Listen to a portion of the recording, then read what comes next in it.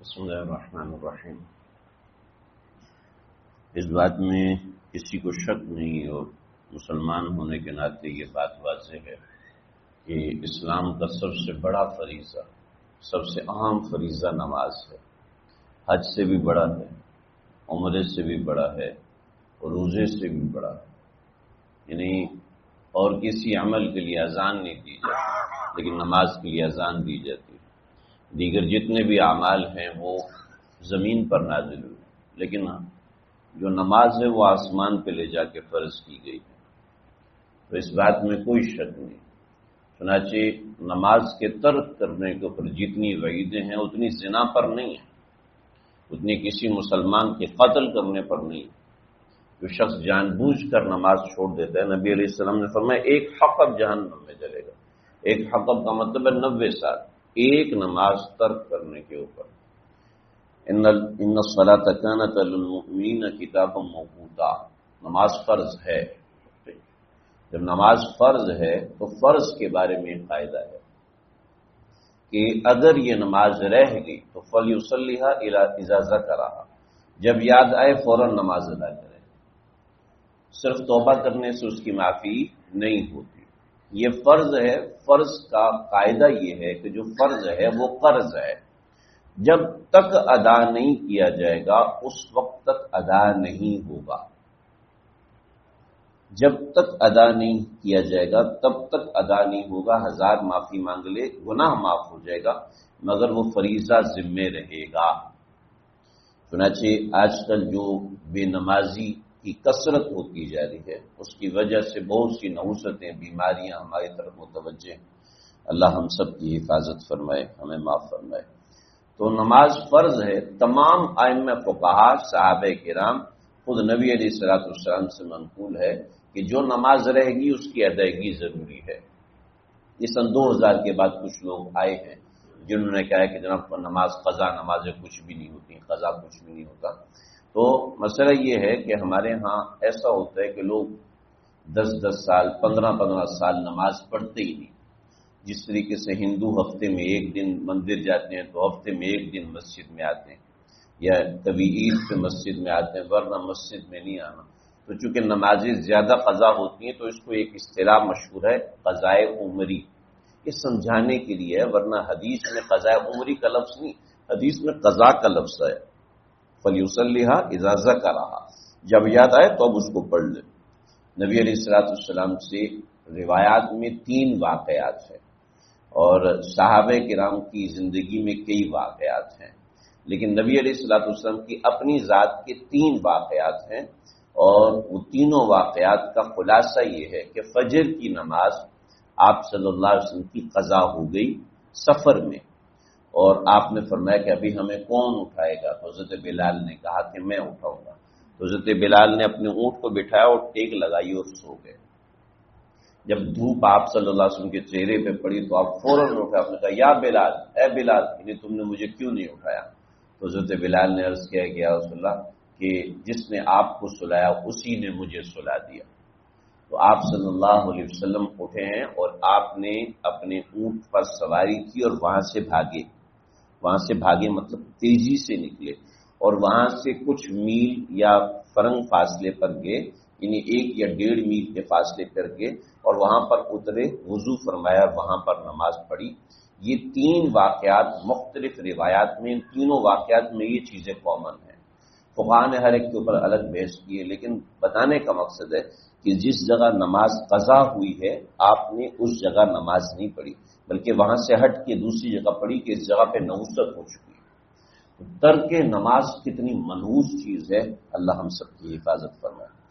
اب مسئلہ یہ ہے کہ ہمیں عام طور پر نماز کی تعلیم ایسے دی جاتی ہے کہ اس کا خاص طور پر زیادہ اہتمام نہیں ہوتا کہ اس کے مسائل سکھائے جائیں۔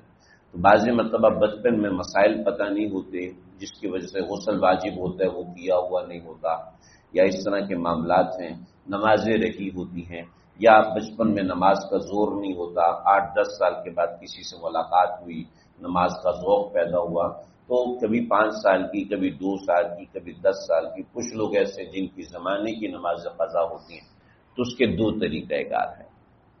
پہلا طریقہ پہلا طریقہ یہ ہے کہ اپنی نمازوں کا حساب لگائے، میں کب بالغ ہوا تھا یا میں کب بالغ ہوئی تھی، اس کا حساب لگائے۔ بطور مثال اندازہ نہیں ہے، یاد نہیں ہے میں کب بالغ ہوا تھا، تو پھر 15 سال کی عمر سے شروع کریں۔ 15 سال کی عمر سے آج میری عمر ہوگی 28 سال، 30 سال، 40 سال، 45 سال، 50 سال۔ اندازہ لگائے کہ میں نے کتنے سال کی نمازیں پڑھی ہوں گی، ڈنڈی مار لی، یہ کر لی، وہ کم از کم میں نے 10 سال کی نمازیں پڑھی ہوں گی۔ پیچھے کتنے سال رہ گئے؟ 2 سال رہ گئے، 3 سال رہ گئے، 4 سال رہ گئے، واٹ ایور جو ایک حساب بنتا ہے، تو وہ حساب لگائے کہ بھی بطور مثال 5 سال کی نمازیں رہے گی، تو 5 سال میں 1 سال کے 365 دن، اور 365 دن میں ہر دن کی 6 نمازیں، ہر دن کی 6 نمازیں، فجر، ظہر، عصر، مغرب، عشاء اور وتر، ان کو ادا کرنا ہے۔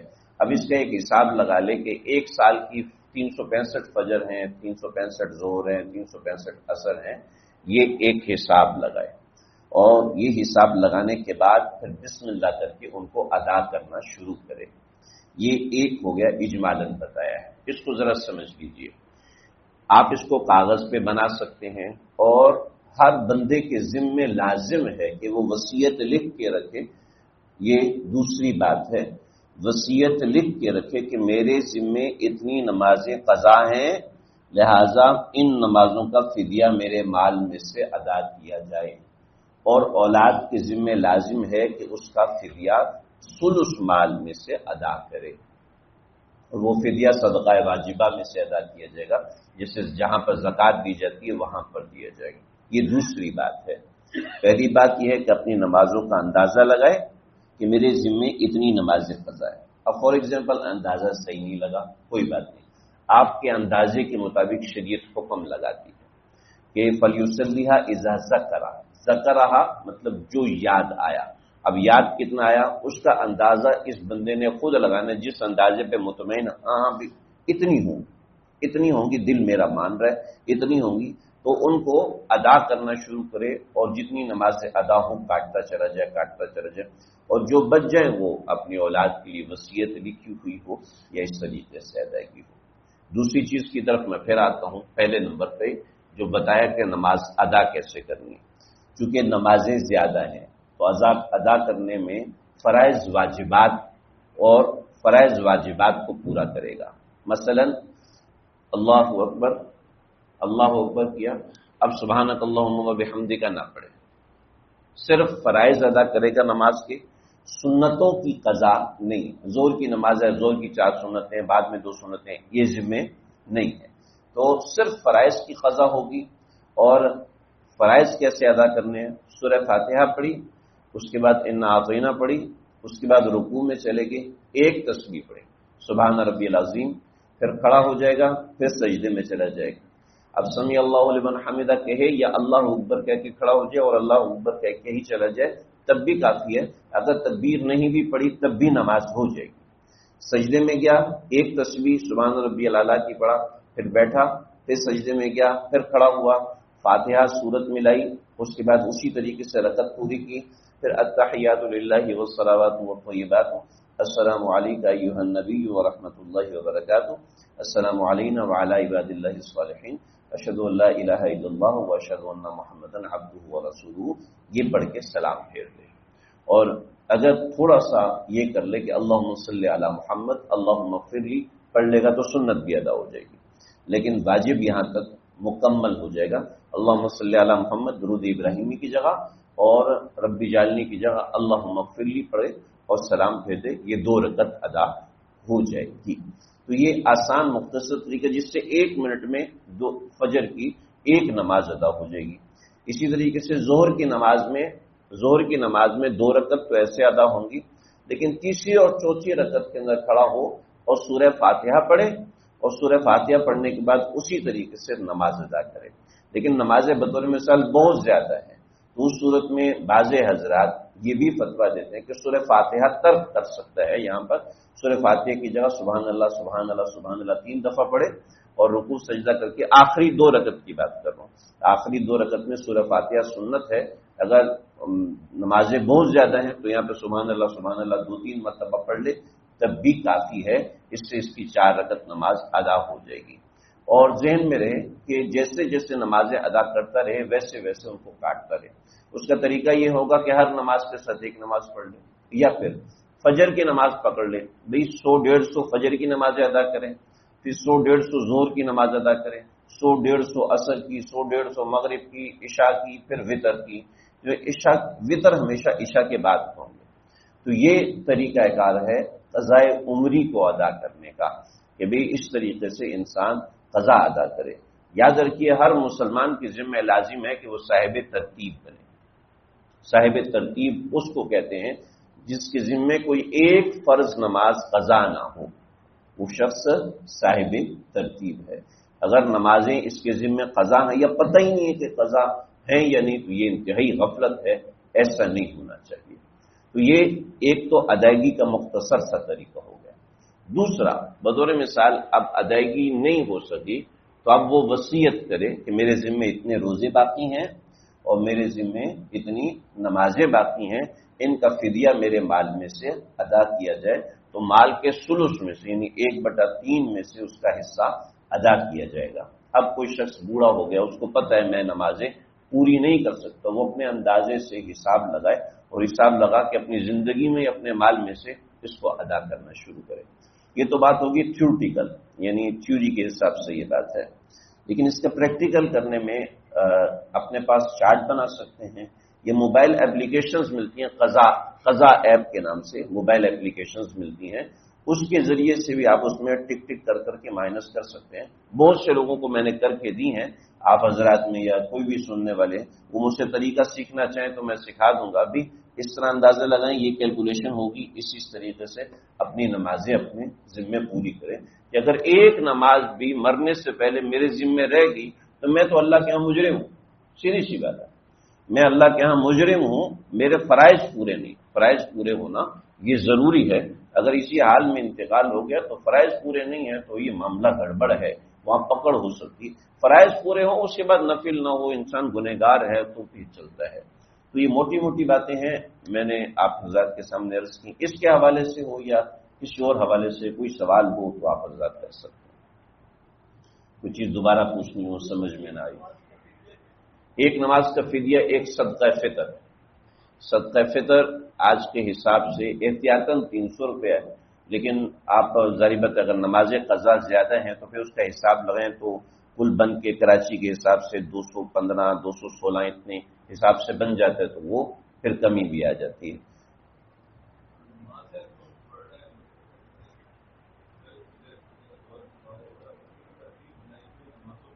جی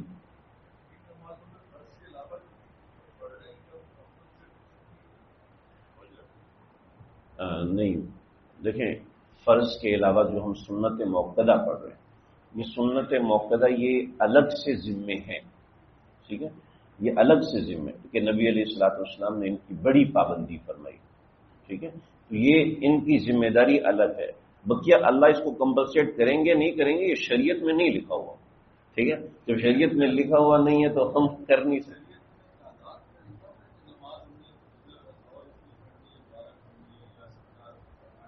جی جی جی ہاں جی ہاں، ریفرنس ہے، ایک ریفرنس نہیں. مسئلہ یہ ہے کہ آپ ریفرنس سمجھنے والے بنے.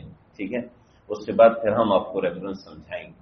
ریفرنس میں پہلی چیز ہوتی ہے ظاہر، دوسری چیز ہے نص، تیسری چیز ہے مفسر، چوتھی چیز ہے محکم، پھر اشارت النص، پھر دلالت النص، پھر عبارت النص. ٹھیک ہے، ایک روایت سے استدلال کرنے کے 80 طریقے ہیں. ٹھیک ہے، فقہا نے کسی کو فرض لکھا، کسی کو واجب لکھا. ٹھیک، یہ ٹیکنیکلٹی ہے. ٹھیک ہے، ٹیکنیکل چیزیں ظاہر بات ہے وہ صاحب فن سمجھ سکتے. ہم نے پورا فتویٰ اس کے اوپر تیار کیا تقریباً 16-17 صفحات کا. میں انشاءاللہ وہ بھی آپ کو شیئر کر دوں گا. جو ہم سے یہ سمجھتے ہیں حدیث میں آیا کہ 12 رکھتے پڑھو، جی حدیث میں 17 رکھتے پڑھو، ایسا نہیں ہے.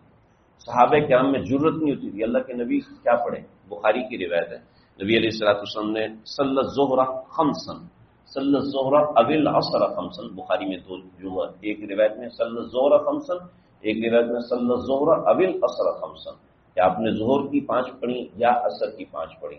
تو حضرت ابوبکر کو صحابہ نے دیکھا، کچھ نہیں کرو، حضرت عمر کو دیکھا، تو حضرت ذوالیدین، حضرت احمد بن اشقاق ذوالیدین، آپ اٹھے تو آگے ایک لکڑی تھی، آپ اس کے اوپر ہاتھ رکھ کے کھڑے ہو گئے، اور آپ صلی اللہ علیہ وسلم غصے میں تھے، اس میں کہتے موڈ اچھا نہیں تھا آپ صلی اللہ علیہ وسلم کا، تو صحابہ کرام کو جرت نہیں ہوئی. تو یہ حضرت ذوالیدین آئے، ان کے یہ کھڑے ہوتے تھے تو ان کے بال ہاتھ جو ہے وہ گھٹنوں سے نیچے جاتے تھے، تو اس لیے ان کو کہتے تھے حضرت ذوالیدین، بدر میں شہید ہوئے تھے. تو انہوں نے کہا اقصرت الصلاۃ والنسیت یا رسول اللہ، نماز کم ہوگی، تبدیل ہوگی، یا پھر آپ بھول گئے؟ تو اپنے عمر نہیں، دونوں نہیں ہوئے. تو کہ نہیں یا رسول اللہ کچھ ایک تو ہوا ہے. تو اس وقت یہ حال تھا. اللہ کے نبی سے یا رسول اللہ آپ بتائیں ذرا، فرض ہے واجب ہے؟ ایسے نہیں تھا. ٹھیک ہے، اللہ کے نبی کا روب ایسا تھا کہ صحابہ کرام براہ راست نہیں پوچھتے تھے، اور ادب کے بھی خلاف تھا، اور بہت سی چیزیں. چنانچہ صحابہ کرام، فقہاء کرام نے جن چیزوں کو فرض قرار دیا اس کے پیچھے بڑی ٹیکنیکل چیزیں. ٹھیک ہے، یہ جو سوشل میڈیا پہ کہتے ہیں دیکھو حدیث میں آیا تو فرض ہے، تو کئی ایسے لوگ ہیں جی حدیث میں تو یہ آیا. تو میں نے کہا اتا صبات قوم فبال قائما، آپ عروری پر آئے، آپ نے کھڑے ہو کے پیشاب فرمایا، بخاری کی روایت ہے، صفحہ نمبر 93 جلد نمبر 1 کتاب الطہارت کے اندر، اتا صبات قوم فبال قائما، آپ نے کھڑے ہو کے قائما، کھڑے ہو کے پیشاب کیا. صحیح، ہم بھی کھڑے ہو کے کریں گے. میں نے کہا آپ کی عورتیں کیسے کریں گی؟ میں نے کہا حدیث میں ہے نا، کرو عمل. تو صرف حدیث کے ترجمے میں آ جانا یہ ریفرنس نہیں ہوتا. ٹھیک ہے، حدیث میں بہت سی چیزیں ہیں. حدیث میں آیا کہ آپ صلی اللہ علیہ وسلم نے آگ پہ پکا ہوا ایک مکئی کا بھٹا جو ہے وہ کھایا، اس کے بعد آپ نے وضو کیا. ٹھیک ہے، امام بخاری نے 10 روایتیں نقل کی ہیں کہ ما مست النار، آگ پہ پکی ہوئی چیز کھانے سے آپ نے وضو فرمایا. ٹھیک ہے، اس کے بعد 3 روایتیں نقل کی کہ آگ پہ پکی ہوئی چیز کھائی اور آپ نے وضو نہیں فرمایا. ٹھیک ہے، تو صرف حدیث میں آنے کا مطلب نہیں کہ آپ نے بھٹا کھایا، پکوڑا کھایا، آپ کا وضو ٹوٹ گیا. ٹھیک ہے، 10 روایتوں سے سمجھ میں آ رہا ہے پکوڑا کھانے سے وضو ٹوٹ گیا. ٹھیک، 10 روایتوں میں روٹی کھانے سے وضو، حالانکہ وضو نہیں ٹوٹا. ٹھیک ہے، تو اس کے پیچھے جو ٹیکنیکلٹی ہوتی ہے وہ ظاہری بات ہے. یہ مدرسوں میں جو 8 سال چٹائی پہ بیٹھ کے گھستے ہیں پھر لگے رہتے ہیں مستقل، بہت ساری باتیں ہیں، وہ ٹیکنیکل چیزیں ایسے سمجھ میں نہیں آ سکتی. تو اس لیے آپ کو جیسے ڈاکٹر پہ بھروسہ کرتے ہیں تو ایسے علماء پہ بھروسہ کرنا پڑے گا. بٹ ایسا ہے کہ لکھا وہ سب موجود ہے، وہ بھی میں آپ کو دے دوں گا انشاءاللہ. البتہ کوئی بھی پڑھنا چاہتا ہے اس کو تو ایک آسان کتاب ہے، ریفرنس کتاب آثار التشریح، 2 جلدوں میں، اردو میں ہے، نام عربی میں ہے لیکن ہے کتاب اردو میں. اور حضرت ڈاکٹر خالد محمود صاحب مانچسٹر کے ہیں، بہت بڑے عالم تھے ہمارے، ان کی لکھی ہوئی کتاب ہے آثار التشریح. میرا دل چاہتا ہے کہ ہر بندہ پڑھے اس کتاب کو. یہ اتنی اچھی کتاب ہے، اس میں سمجھا کہ شریعت بنی کیسے، یعنی کوئی چیز فرض ہے تو کیوں فرض ہے، واجب ہے تو کیوں. بہت اچھی کتاب ہے، پڑھنی چاہیے، پڑھنے کے قابل کتاب ہے. 2 جلدوں میں اردو میں ہے. آپ اس کے چند مضامین ہی پڑھیں گے تو انشاءاللہ آپ کو مزہ آئے گا. ہاں، یہ واقعی سمجھ میں آنے والی چیز. کوئی اور سوال جی؟ ہاں اچھا، آپ کا سوال، سوری آپ کا سوال پورا کر دوں. جو 17 ہے نا یہ لازم نہیں ہے. 17 میں سے 9 جو ہیں وہ لازم ہیں. اور لازم میں سے 4 فرض ہیں اور 3 وتر ہیں. یہ واجبات میں سے ایک واجب واجبیہ ہے اور دوسرا واجب فرضی ہے. یعنی 4 فرض ہیں اور 3 وتر ہیں. ان کی اگر چھوٹ گئے تو قضا ضروری ہے، لیکن جو درمیان کی 2 سنتیں ہیں ان کی قضا ضروری نہیں ہے. اور پہلے کی جو 4 سنتیں وہ نہیں پڑھی تو کوئی مسئلہ نہیں، صرف فضیلت ہے ان کی. اچھا، ان کی فضیلت بھی بعض روایت میں 2 کر کے آئی ہے اور بعض حضرات نے یکجاں کر کے کی ہے. جیسے ہم 4 رکعت اکٹھی پڑھتے ہیں تو بعض حضرات کہتے ہیں اکٹھی نہیں ہوگی بلکہ الگ الگ کر کے 2 رکعت پڑھتے ہیں. تو جہاں اس طرح کا اختلاف ہوتا ہے تو وہ کہتے ہیں سنت غیر موقدہ ہے، ان کو الگ الگ کر کے بھی پڑھ سکتے ہیں، اکٹھا بھی پڑھ سکتے ہیں. یہ اس کی ٹیکنیکلٹی ہے. تو اسی طریقے سے ظہر کے اندر بھی آخر کے جو دو نفل ہیں وہ لازم نہیں، وہ نفل ہیں، پڑھے تو اچھی بات ہے، نہیں پڑھے تو کوئی مسئلہ نہیں. عصر سے پہلے کی جو 4 رکعت ہیں وہ بھی لازم نہیں ہے، نہ سنت موقع ہے. آپ نے فرمایا کہ رحم اللہ عمران من صلی قبل العصر 4، جو عصر سے پہلے 4 پڑھے اللہ تعالیٰ اس کے اوپر رحم فرمائے. اور کبھی کبھی آپ نے خود بھی نہیں پڑھی، کبھی آپ نے خود بھی وہ 4 رکعت نہیں پڑھی ہیں تو اس لیے وہ غیر موقع ہیں، لازم بھی نہیں ہے، نہیں پڑھے گا تو کوئی گناہ نہیں. جی ہاں جی، دوران سفر اگر کسی بندے کی نماز قضا ہوئی، بہت اچھا سوال ہے، ضرورت بھی تھی اس سوال کی. دوران سفر نماز قضا ہوئی تو اس کی قضا بھی قصر ہی ہوگی. ٹھیک ہے، دوران سفر ظہر کی نماز، اب حیدرآباد کی ظہر کی نماز خدا نخواستہ رہے گی، بس والے نے نہیں روکا، واٹ ایور کچھ بھی ہو گیا، اور آپ کراچی واپس آ گئے، ظہر کی نماز رہ گئی ہے، تو اب ظہر کی 2 رکعت پڑھیں گے، قضا میں 2 رکعت پڑھی جائیں گی، قضا میں 4 نہیں پڑھی جائیں گی. ایسی سفر کے درمیان آپ کو خالی جگہ مل گئی، آپ ٹرانزٹ میں بیٹھے ہوئے 2 دن کے لیے، آپ نے کہا چلو میں قضا پڑھتا ہوں، تو اب قضا پوری پڑیں گے. یعنی قضا جو آپ کے ذمے حضر کی قضا تھی، آپ کسی شہر میں رہتے اس وقت کی قضا ہے، تو سفر میں آپ پوری پڑیں گے. ایسے نہیں کہ سفر میں قضا کی بھی قصر ہوگی.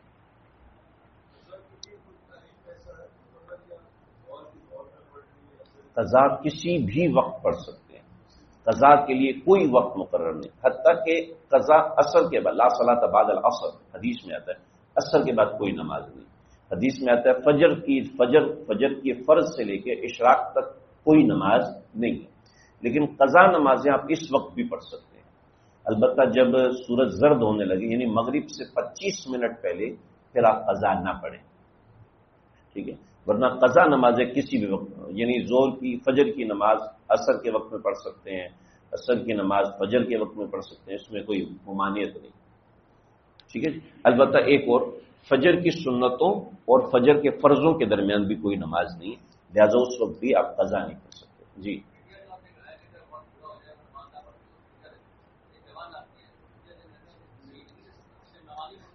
اس کے لیے اصطلاح استعمال ہوئی ہے، ٹرمینالوجی شیخ فانی. شیخ فانی کا مطلب ہے اس کو کوئی امید نہیں ہے میں بچوں گا. ٹھیک ہے، بستر مرگ پر ہے، آئی سی یو پر ہے، یا گھر میں ہے، ہل جل نہیں، اس کو شیخ فانی کہتے ہیں. یہ اتنا بوڑھا ہو گیا کہ اس کو پتہ ہے کہ اب میں ادا نہیں کر سکوں گا، تو اب اس کو اجازت ہے کہ وہ فدیہ دے. ٹھیک ہے، جوان آدمی کو فدیہ دینے کی اجازت نہیں. جوان آدمی بدل مثال کو نفسیاتی مریض ہو گیا، اب اس کو پتہ ہے کہ بھی میں نہیں، تو وہ ایک الگ مسئلہ ہے. اس استغفار جو جی یہ اچھا سوال ہے، جو بندہ استعداد نہیں ہے، فدیہ نہیں دے سکتا، تو وہ استغفار کرے. ٹھیک ہے، اب اس کی استعداد نہیں ہے. لیکن جیسے آج میرے پاس ایک سوال آیا، والدہ صاحبہ کی 42 سال کی نماز قضا ہے، تو میں بڑا پریشان ہوں. 2,68,00,000 اور 8,000 روپیہ ان کے بن رہے تھے. 2,68,08,000 روپیہ. میں نے کہا یہ کیسے دیں گے؟ تو صحیح نے کہا کس نے کہا 2,68,08,000 روپیہ دے؟ 800 دے، باقی اللہ تعالیٰ کا معاملہ ہے، اللہ جانے وہ جانے. یعنی جتنا آپ سے ہو سکتا ہے آپ کر دو. آپ کی والدہ کا مسئلہ ہے، جتنا ہو سکتا ہے کہ آپ بہانہ کر سکو، اللہ میرے پاس 800 تھے میں نے دے دیا، آگے آپ کی مرضی. آپ کو جج تو ہے نہیں کہ آپ نے لازمی ہی پکڑنا ہے، یہ تو اللہ کی مرضی ہے.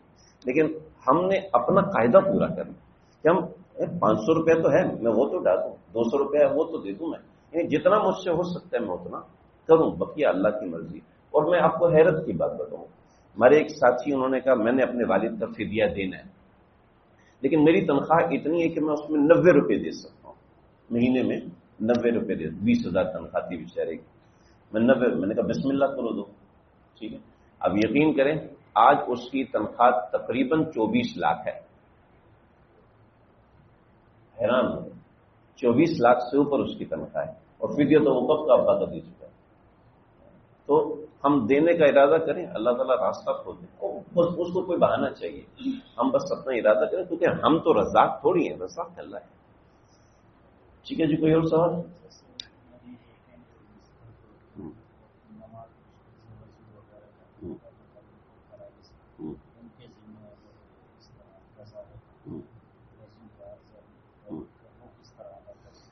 ان کا سوال یہ ہے کہ جو مریض ہے بستر پر ہے اور وضو وغیرہ نہیں کر سکتا، تو اسی کے لیے فدیہ ہے. اس وقت میں نے کہا شیخ فانی.